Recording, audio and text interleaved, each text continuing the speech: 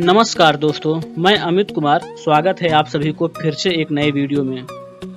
दोस्तों, आज हम इसरो के बारे में 20 अमेजिंग फैक्ट्स के बारे में बताने वाले हैं। साथ ही अगर आप एक स्टूडेंट हैं और किसी भी कॉम्पिटिटिव एग्ज़ाम की तैयारी कर रहे हैं तो आपके लिए इसरो क्या है और इसरो की फुल फॉर्म क्या है और भी ऐसे सवाल जिन्हें आपको जानना बेहद ज़रूरी है, जो कि आप इस वीडियो में जानने वाले हैं।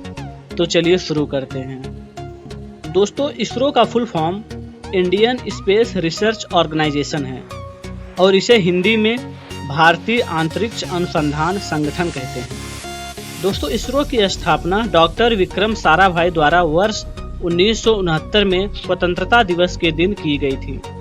उन्हें भारत के स्पेस प्रोग्राम का जनक भी कहा जाता है। दोस्तों, इसरो का हेडक्वार्टर बेंगलुरु में है और देश भर में इसके कुल 13 सेंटर हैं। इसरो में लगभग 17,000 वैज्ञानिक काम करते हैं। आपको जानकर हैरानी होगी कि कई वैज्ञानिकों ने अपना पूरा जीवन इसरो को समर्पित कर दिया और आजीवन विवाह नहीं किया। दोस्तों, आपको जानकर हैरानी होगी कि भारत का अंतरिक्ष विभाग पहले भारत के परमाणु विभाग के अंतर्गत हुआ करता था, पर अंतरिक्ष विभाग का काम बहुत ज़्यादा था और इसलिए साल 1969 में इसे इसरो के नाम से अलग संस्था बना दिया गया। दोस्तों, अक्टूबर 2016 तक इसरो 100 से भी ज़्यादा देशी और विदेशी सैटेलाइट लॉन्च कर चुका है। विदेशी सैटेलाइट्स में कई अमेरिका और रूस जैसे बड़े देश के भी हैं। विदेशी सैटेलाइट लॉन्च करने से इसरो को 700 करोड़ रुपए से भी ज़्यादा कमाई हुई थी। इसरो का पिछले 40 साल का खर्च नासा के 1 साल के खर्च के आधे से भी कम है। नासा की इंटरनेट स्पीड 91 Gbps है और इसरो की इंटरनेट स्पीड 2 Gbps है।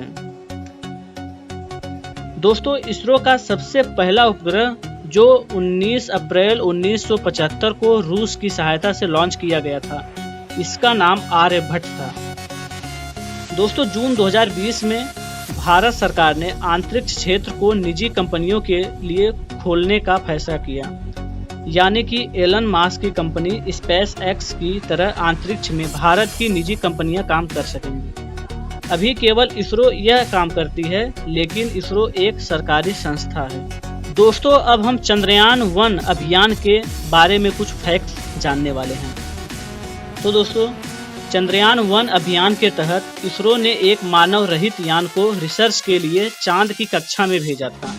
चंद्रयान 22 अक्टूबर 2008 को सतीश धवन अंतरिक्ष केंद्र से छोड़ा गया और चांद तक पहुंचने में करीब 5 दिन लगे और चांद की कक्षा में स्थापित होने के लिए इसे 15 दिन का समय लग गया। वैज्ञानिकों का मानना था कि चंद्रयान 1 2 साल तक काम करता रहेगा, परंतु दुर्भाग्य 10 महीने के बाद ही अगस्त 2009 में चंद्रयान से संपर्क टूटने के बाद इस मिशन का अंत हो गया।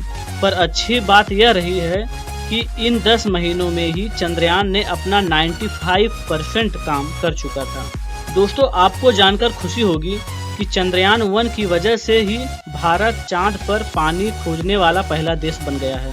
चंद्रयान ने चांद पर मौजूदा चट्टानों पर पानी होने के सबूत भेजे थे, जिसे दुनिया की बाकी अंतरिक्ष एजेंसियों ने भी इसे माना था। दोस्तों, अब हम लोग मंगलयान मिशन के बारे में कुछ फैक्ट जानने वाले हैं। मंगलयान मिशन के तहत इसरो ने 5 नवंबर 2013 को मंगल ग्रह की और एक उपग्रह भेजा था, जो कि 298 दिन की यात्रा के बाद 24 सितंबर 2014 को मंगल की कक्षा में सफलतापूर्वक स्थापित हो गया था।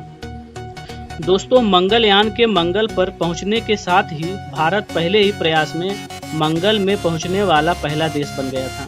इससे पहले किसी भी देश का पहला मंगल अभियान कामयाब नहीं हुआ था।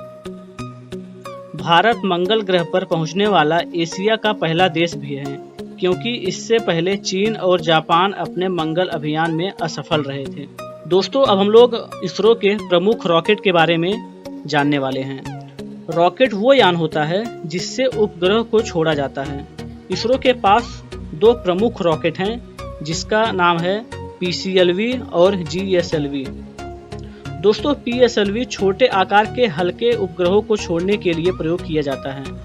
अब तक 70 से ज़्यादा उपग्रह PSLV द्वारा छोड़े जा चुके हैं। PSLV की सहायता से 28 अप्रैल 2008 को एक साथ 10 उपग्रह छोड़े गए थे और 22 जून 2016 को एक साथ 20 उपग्रह इसने पृथ्वी की कक्षा में स्थापित किए हैं। दोस्तों, GSLV भारी किस्म की उपग्रहों को पृथ्वी से 36,000 किलोमीटर की ऊंचाई पर स्थापित करने के लिए उपयोग किया जाता है। इसरो ने 15 फरवरी 2017 को PSLV C-37 रॉकेट की सहायता से अंतरिक्ष में एक साथ 104 सैटेलाइट को अंतरिक्ष में भेजा था। इसके साथ ही एक बार में सबसे ज़्यादा सैटेलाइट छोड़ने का रिकॉर्ड भारत के नाम हो गया था। इसके बाद रूस का नंबर आता है जिसने एक बार में 37 सैटेलाइट छोड़े थे। दोस्तों, हम लोग चंद्रयान 2 मिशन के बारे में जानने वाले हैं। दोस्तों, चंद्रयान 1 की सफलता से उत्साहित होकर इसरो ने जुलाई 2019 में चंद्रयान 2 मिशन को भेजा था। इस मिशन के अंतर्गत यहाँ एक ऑर्बिटर चंद्रमा का चक्कर लगाएगा, तो वहीं चांद की दक्षिणी ध्रुव पर एक रोवर और लैंडर भी उतारा जाएगा, जो वहाँ पर 14 दिनों तक खोजबीन करेंगे।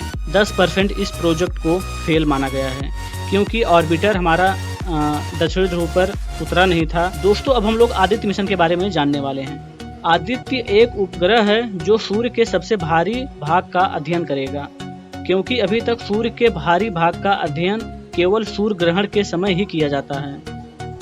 यह मिशन साल 2019 और 20 में प्रस्तावित है, लेकिन दोस्तों कोरोना के चलते इस मिशन को पोस्टपोन भी किया जा सकता है। दोस्तों, अब हम लोग बात करेंगे गगनयान मिशन 2022। गगनयान मिशन के तहत 3 लोगों को अंतरिक्ष में भेजा जाएगा।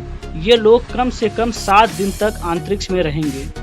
कैबिनेट के गगनयान के लिए 10,000 करोड़ की राशि को मंजूरी दी है। इसमें टेक्नोलॉजी विकास, लागत, विमान हार्डवेयर प्राप्ति तथा आवश्यक ढांचागत तत्व शामिल हैं। साथ ही सरकार ने 2022 तक इसे भेजने का लक्ष्य रखा है। दोस्तों, हमें यकीन है कि इसरो से जुड़ी ये बातें जानने के बाद आपको ज़रूर बहुत ही अच्छा लगा होगा। अगर आप इसी तरह जानकारी लगातार पाना चाहते हैं तो प्लीज़ हमारे वीडियो को लाइक कर दीजिए और हमारे चैनल को प्लीज़ सब्सक्राइब कर दीजिए। दोस्तों, धन्यवाद।